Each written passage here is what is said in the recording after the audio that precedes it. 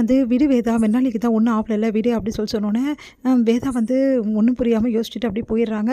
அடுத்து வந்து இங்கே என்ன பண்ணுறாங்கன்னா காவேரியும் வந்து நம்ம கெஜாவும் வந்து மனசு கஷ்டப்பட்டு அப்படியே உட்காடுறாங்க.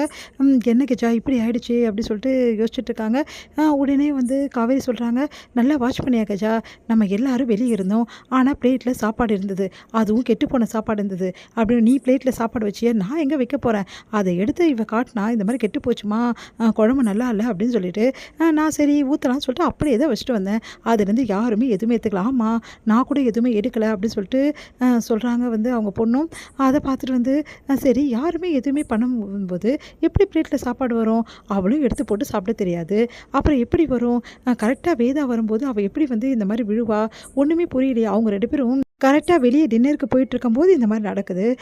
எனக்கு என்னமோ வந்து எதுவுமே சரிப்படல அப்படின்னு சொல்லிட்டு சொல்கிறாங்க. என்ன காவேரி என்னென்னமோ சொல்கிற, ஆமாம் எனக்கு எதுவுமே கரெக்டாக வந்து பிடிப்படல, எல்லாத்தையும் தெரிஞ்சுக்கிட்டு உங்ககிட்ட நான் சொல்கிறேன் அப்படின்னு சொல்லிட்டு போயிடுறாங்க காவேரி.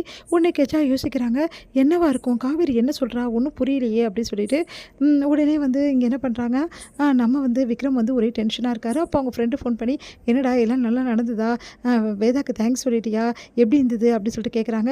எங்கடா நடந்தது, எதுவுமே நடக்கலடா அப்படின்னோன்னா, என்னடா இது இப்படி சொல்கிற, டின்னர் கூட்டின்னு போனேன் என்ன ஆச்சு, அதுக்குள்ளே எங்கள் மின்னாடி வந்து மயக்கடிச்சு விழுந்துட்டா, இங்கே பெரிய பஞ்சாயத்தே ஓடுது, நான் எங்கடா நிம்மதியாக இருக்கிறது அப்படின்னு சொல்கிறாரு. சரிடா அதெல்லாம் ஒன்றும் ப்ராப்ளம் இல்லை, நீ கவலையே படாத, தேங்க்ஸ் சொல்கிறதுக்கு வேறு வழிக்கு, என்னடா மறுபடியும் நாளைக்கு டின்னர் கூட்டின்னு போனால், அது இல்லைடா இப்போவே சொல்லலாம், இப்போவே வா, இப்போ போய் ரூமில் சொன்னால் அவள் டென்ஷனாக இருக்கிறதுக்கு அதுக்கும் வந்து வேலைக்கே ஆகாதுடா. டேய் ரூமில் யாரா உன்னை சொல்ல சொன்னது, மேலே போய் பாரு அப்படின்னு சொன்னேன். மேலேயா எங்கடா சொல்கிற, மொட்டை மாடி போய் பாடுறா அப்படின்றாங்க. சரின்னு சொல்லிட்டு மொட்டை மாடி போய் பாரு, பார்த்தா செம்ம டெக்கரேஷன் பண்ணி, என்னடா இதெல்லாம் எல்லாம் ஆப்ரேஷன் பி அப்படின்னு சொன்னோன்னே, என்ன சொல்கிற, ஆமாடா ஆப்ரேஷன் ஏ வந்து ஃபெயிலியர் ஆகிடுச்சு, அதான் ஆப்ரேஷன் பி. டே உண்மையிலேயே வந்து உன்னை என்ன சொல்கிறதுனே தெரியலடா. சரிடா நீ போய் இப்போ வேதாவை கூட்டின்னு வந்து செம்மையாக என்ஜாய் பண்ணு புரியுதா, சரிடா இப்போவே வேதாவை கூப்பிட்றேன் அப்படின்னு சொல்லிட்டு சந்தோஷமாக வந்து வேதாவுக்கு ஃபோன் பண்ணி, வேதா மொட்டை மாடிக்கு வாயேன், இப்போ எப்படி வர முடியும் அப்படின்றாங்க. வா சொல்கிறேன் அப்படின்னோன்னா சரி ஓகேன்னு சொல்லிட்டு வேதா போகிறாங்க. பார்த்தா ஃபுல்லாக டெக்கரேஷன் இருக்குது, என்னங்க இது அப்படின்னு சொல்லிட்டு கேட்குறாங்க. எல்லாம் உனக்காக தான், நம்ம அங்கே போயிட்டு ஜாலியாக வந்து என்ஜாய் பண்ணணும்னு நினச்சோம், அது முடியல, அதனால தான் இந்த ஏற்பாடு, உனக்கு பிடிச்சிருக்கா அப்படின்னு, ரொம்ப ரொம்ப பிடிச்சிருக்கு அப்படின்றாங்க. அதெல்லாம் பார்த்து ரொம்ப வேதா வந்து ரசிக்கிறாங்க. இப்போ சொல்கிறேன் உண்மையிலேயே நீ பண்ணதுக்கு எல்லாம் ரொம்ப தேங்க்ஸ் வேதா அப்படின்னு சொல்லிட்டு கையை பிடிக்கிறாரு. வேதாவும் சந்தோஷப்படுறாங்க. திடீர்னு வந்து கீழே வந்து ஒரே சத்தமாக இருக்குது, என்னங்க இது ஏதோ சத்தமாக இருக்குது. விக்ரம் ஓடி போய் பார்க்குறாங்க. பார்த்தா மின்னாடி வந்து கீழே விழுந்திருக்காங்க. ஐயோ அப்படி சொல்லிட்டு வேதா வந்து என்னாச்சு மிரு அப்படி சொல்லிட்டு கூட்டின்னு போகிறாங்க. சரிங்க எதுவாக இருந்தால் நாளைக்கு பேசிக்கலாம் அப்படின்றாங்க.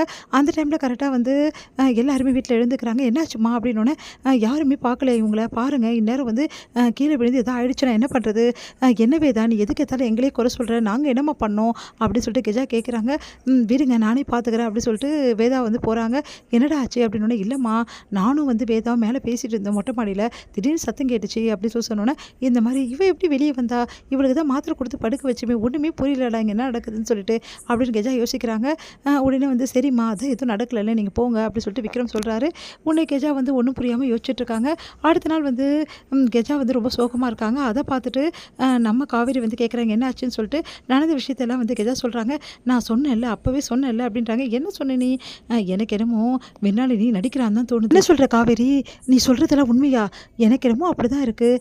சரி நான் எல்லாத்தையும் ஊர்ஜிதம் பண்ணிவிட்டு உங்ககிட்ட சொல்கிறேன் அப்படின்னு சொல்லிட்டு போகிறாங்க. இது ஒரு முடியுது.